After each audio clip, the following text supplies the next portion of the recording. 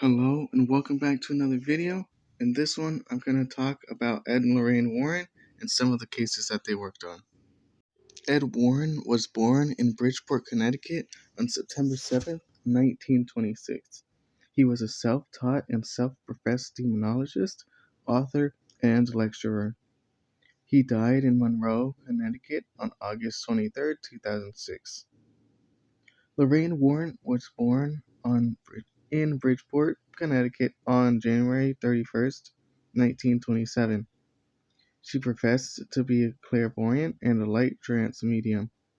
In addition to investigations, Lorraine ran the Warrens' Occult Museum in the back of their home. The museum displayed many haunted objects and artifacts from their investigations. She died on April 18th, 2019 in Monroe, Connecticut. Ed and Lorraine Warren got married in 1945. On January 11, 1946, Lorraine gave birth to Judy Warren. In 1952, the Warrens founded the New England Society for Psychic Research, or NESPR. The Warrens claimed to have investigated over 10,000 cases during their career. I am going to go through some of their more famous cases. The Hodgson family began experiencing poltergeist activity in their Enfield home in 1977. At first, the single mother of four, Peggy, didn't believe her daughters Janet and Margaret when they told her the chest of drawers in their bedroom was moving on its own, until the chest slammed against the door, locking Peggy out of the girl's room and forcing her to run to the neighbors for help. The Hodgsons reportedly suffered all manner of strange happenings in the next 18 months, including furniture being overturned, toys being thrown, banging noises, writing on the walls, and even levitating children. Peggy eventually turned to the press for help. This case might be one of the best documented paranormal cases in history, thanks to tabloid photographer Graham Morris's disturbing photos. Among these images is a photo of Janet being tossed from her bed while Margaret watches in horror. But it's possible that the picture was staged. The Warrens were contacted in 1978 and they concluded that a demon presence inhabited the house. The Perron family of Rhode Island claims to have been terrorized by an evil presence while living at Arnold Estate. Originally built in 1693, the home has a long history of haunting and terror. Roger and Carolyn Perron lived there with their 5 daughters from 1971 to 1980. At first, Roger Perron wanted to pretend the hauntings weren't real, but soon it started affecting him. Some of the house's spirits were benign and played with the kids. In fact, one of the children, April, befriended the spirit of a boy named Oliver Richardson. Some say that the entity in the Arnold house, or the Conjuring house, is Bathsheba Sherman. She was allegedly haunting generations of families that had taken residence within her remote grounds. She is also said to be a witch, but Bathsheba was just a neighbor. The entity tormenting that family had a broken neck and was likely Miss Arnold, who was found hanging in the barn in 1797. Bathsheba Sherman wasn't even born until 1812. During the Warrens' seance, Miss Perron's chair levitated and she was thrown so hard that everyone in the room heard her head hit the floor. Also, at one point, she spoke a language that nobody could figure out.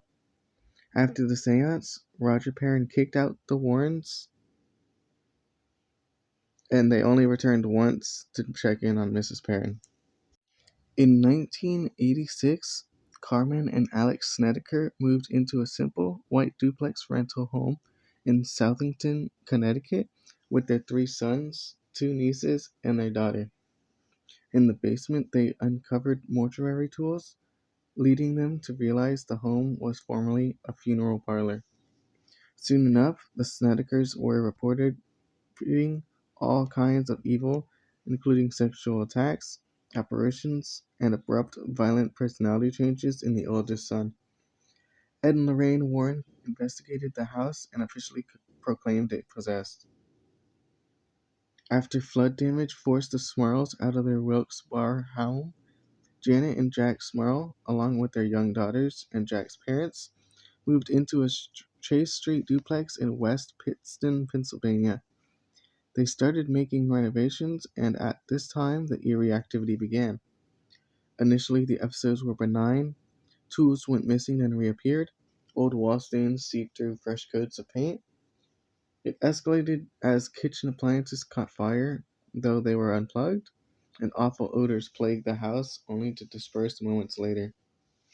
Soon after what seemed to be a streak of good fortune, the Smurls were struggling to make ends meet. Jack's mother suffered a heart attack, and the ghostly visits intensified. Jack's mother and Janet proclaimed to perceive voices that sounded like one another. Ominous black masses formed and floated through the home.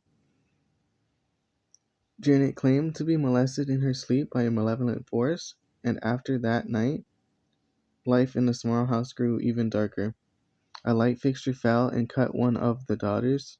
The family dog was thrown against the wall. Janet said she was picked up by an invisible presence and tossed across the room. Jack claimed a succubus entered the living room and raped him. Even the neighbors reported hearing screams from the house while the family was out. The Smurls contacted the Warrens, and after Lorraine inspected the home, she concluded that there were four spirits. She said there was a harmless elderly woman, a young and possibly violent girl, a man that died in the home, and a demon that uses the other spirits to torment the family. In 1987, the family left their duplex. Supernatural phenomena reportedly followed them to their new home until a church-sanctioned exorcism in 1989 cleared the home. Perhaps one of the most well-known of the Warrens' cases was the Amityville haunting in 1975. The Lutz family had moved into a quaint suburban home where only a year earlier mass murderer Ronaldo DeFeo Jr. killed 6 members of his family. During the first 28 days, the Lutzes reported swarms of flies, banging noises, disturbing entities, and witnessing the levitation of family members. When the Warrens were asked to cleanse the house, they brought a local TV crew with them.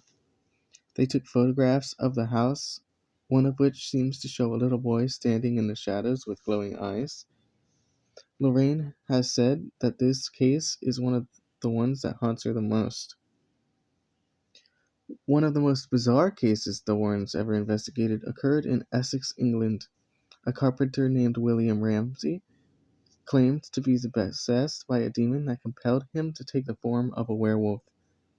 Ramsay supposedly experienced his first transformation at the age of 9. As he described it, he was playing outside when he felt an icy breeze, followed by an awful smell before he flew into a rage, uprooting a fence post. He didn't have another episode until adulthood. William would fly into violent fits of rage, displaying inhuman strength, baring his teeth, and growling while curling his hands like claws. When the Warrens caught wind of this in 1988-9, they convinced William to come to their church in Connecticut and undergo an exorcism with their specialist, Bishop Robert McKenna. Annabelle is a plain-looking Raggedy Ann doll with red yarn for hair, but this doll is anything but ordinary. The Annabelle story began in 1970 when 28-year-old nurse Donna received the doll as an early birthday present from her mother. She put the doll on her bed and began noticing it change positions.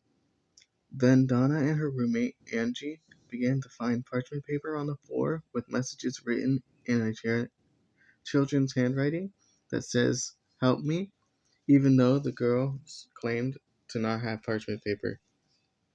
The doll eventually began appearing in different rooms. Lou, Angie's boyfriend, says he woke up one night totally frozen and saw the doll slowly crawl up his body, attempting to strangle him. There were deep scratch marks on his torso. The girls contacted a medium, and together they conducted a seance where they were introduced to the spirit of Annabelle Higgins. The girls have Annabelle permission to inhabit the doll, only for things to get worse. The Warrens took interest in the case and contacted the women. The Warrens came to the conclusion that the doll itself wasn't possessed, but manipulated by an inhuman presence that was looking to possess a human host. The Warrens took the doll, and Ed told his wife they should avoid the highway because it was going to be a tough trip home, and he was right. At one point, Ed had to sprinkle holy water on the doll to calm it. Once the Warrens got home, Ed put the doll on his desk. Soon, Annabelle showed the Warrens what she was really made of. She was seen levitating on several occasions and soon started moving to different rooms of their house. The Warrens called a priest, but he didn't take her seriously, and he got badly hurt in an accident on the car ride home. Annabelle is still around today in a glass case that the Warrens built to keep her from roaming the house. There is a warning on the case that reads, "Do not touch," and a cross. One museum goer who ignored the warning died in a motorcycle accident shortly after being told to leave the museum.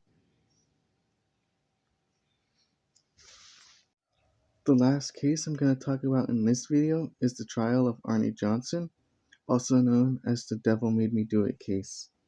This is the first known case in the United States in which the defense sought to prove innocence based upon the claim of demonic possession. The paranormal activity began after the Galetzes went to clean up a rental property they had just acquired. David recollected that an old man had appeared. His parents didn't believe him at first, but David told them that the old man had vowed to harm them all if they moved in.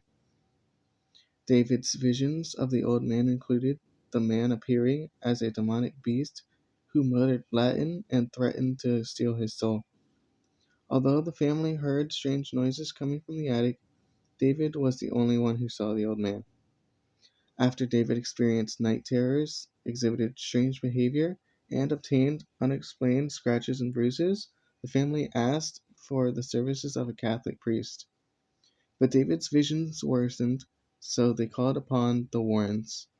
Lorraine saw a black mist materialize next to David, which she said indicates a malevolent presence.